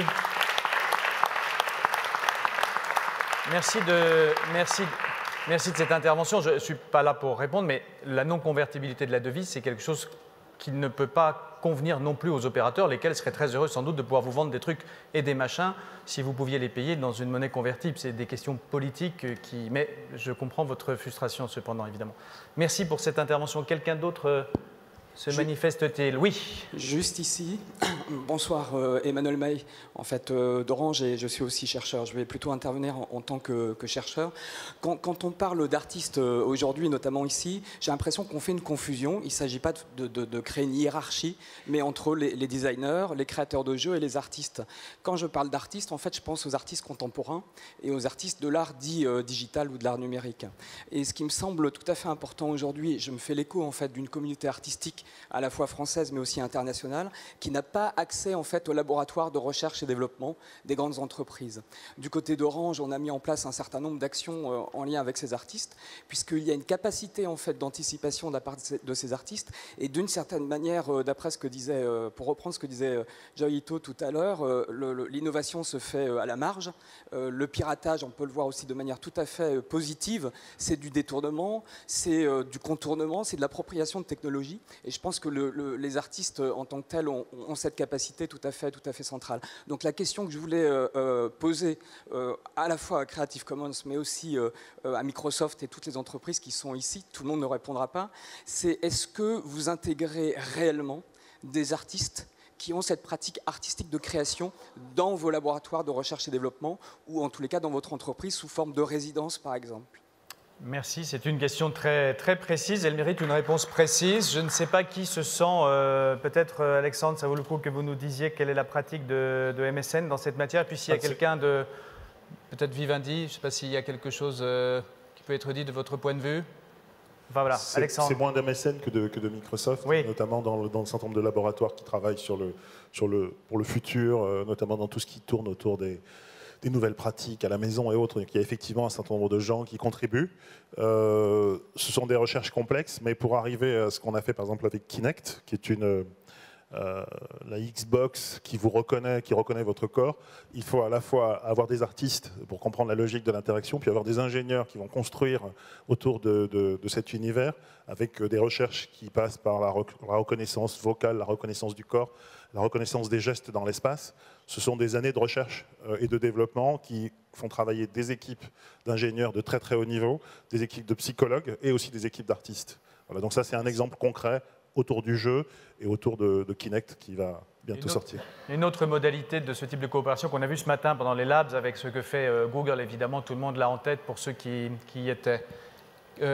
Quelqu'un pour Vivendi veut intervenir? Attends. Non, mais pour nous, c'est à peu près ce que vient de décrire Alexandre. C'est à l'intérieur de nos métiers des équipes de recherche qui, à mon avis, sont très ouvertes pour accueillir les nouveaux talents. Je crois qu'on le montre.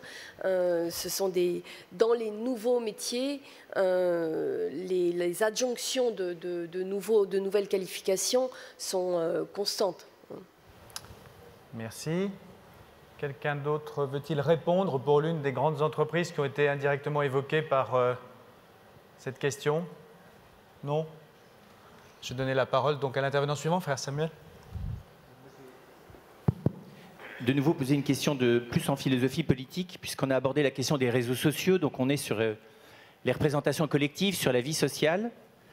Et on le sait bien en philosophie politique, une grande question, c'est celle du contre-pouvoir.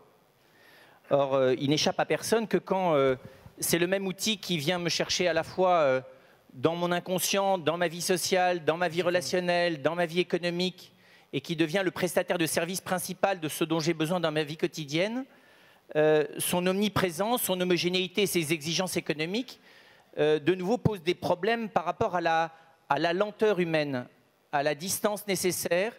Et donc je pense de nouveau à la formation, notamment la formation des jeunes générations. Les gens qui sont aujourd'hui au pouvoir sont des dinosaures qui ont commencé à vivre à un rythme rural et qui se mettent à galoper à la vitesse du digital. Le problème, c'est quand on a été dès le sein maternel nourri à la vitesse du digital, comment est-ce qu'on réapprend la lenteur? La lecture, ça implique de la lenteur. La lecture, ça implique le dépassement de l'image. Ça implique une capacité à réfléchir qui ne soit pas intuitive. Normalement, on le sait, dans la structuration psychique d'un enfant, il y a un stade qui est le dépassement de l'image, qui est la capacité à penser, à analyser conceptuellement, de manière universelle, et pas simplement par association. La grande question, c'est comment, à côté de cette pensée associative universalisée qui a des côtés géniaux et dans lequel il y a beaucoup à créer du côté artistique, comment est-ce que les réseaux sociaux eux-mêmes pensent cette invitation à la décompression, ce retour à l'autre monde, au premier monde ou au deuxième monde, appelez-le comme vous voulez, celui du corps, celui du monde physique. Merci pour cette question. Je partageais de manière très, comment dire, douloureuse cette interrogation en voyant ce matin le générique justement pendant l'animation Google. Je suis un dinosaure, donc ça va trop vite pour moi. Mais dans votre question, il y a, je crois, une observation sur la lecture, sur la lenteur, à laquelle je crois qu'il n'y a pas de question. En revanche, sur la compétition des pouvoirs et sur les contre-pouvoirs, il y a peut-être matière à avoir un commentaire. Would you like something? Would you like to answer something on that? Or is there Alexandre, peut-être sur les contre-pouvoirs. Enfin, non, mais je pense qu'enfin, nous, on a toujours pensé cet élément comme un élément de responsabilité de l'opérateur ou du. Oui. C'est pour ça que, notamment, des individus comme moi qui avaient l'expérience de cette gestion éditoriale ont été intégrés dans les démarches de Microsoft. Et il y a une autre question qui est derrière, c'est qu'effectivement, on ne sait pas comment ces digital natives, comme on les appelle, vont évoluer une fois qu'ils seront entrés soit dans le milieu du travail, soit dans la famille. Et donc, en face de cette question, on est d'une très grande humilité, comme disait tout à l'heure. On ne sait pas exactement quel va être leur comportement. Et il y a effectivement une éducation à avoir pour évoluer dans ces nouveaux mondes.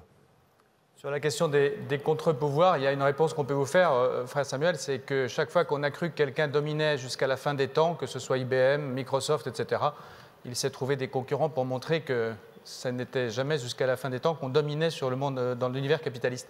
Y a-t-il une autre observation, madame? On donne un micro à madame, vous posez une très rapide question ou une intervention et on termine là-dessus. Très bref, madame, je vous fais une faveur. C'est très rapide. Je fais la suite à l'observation qui vient d'être faite. Comment on revient au monde réel. Donc alors, hier, j'évoquais le fait que la Fondation Pistoletto Città dell'Arte s'occupe de cette transformation sociale, donc de ce côté social.